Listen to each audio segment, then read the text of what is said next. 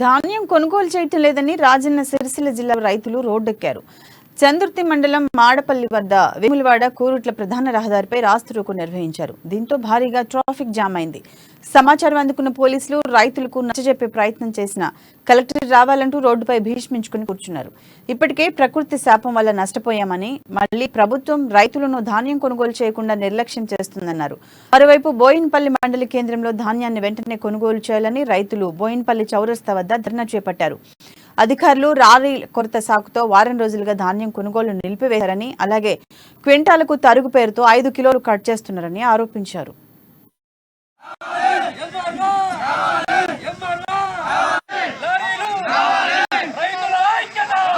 బోయిన్పల్లి మండలం లోపల CPM party ఆధ్వర్యంలో బూరుపల్లి రైతులతోటి మండల కేంద్రంలో ఈ ప్రభుత్వం చెప్పేది ఒకటి చేసేది ఒకటి అన్నట్టు వడ్లు కొనుగోలు విషయం లోపల మినిమం 2.5 కిలోలే కడిగేయాలని చెప్పి నిబంధనలు తుంగలు దొక్కుతూ ఈ రైస్ మిల్ యాజమాన్యం అడ్డగోలు దోపిడీ చేసుకుంటూ 5 కిలోలు 6 కిలోలు 10 కిలోలు దానిక తరుగు పేరిట నిలువు దోపిడీ చేస్తున్నా కూడా ఈ రైస్ మిల్ యాజమాన్యం మీద ఎక్కడ కూడా ఈ ప్రభుత్వం చర్యలు తీసుకున్న దాఖలు లేదు.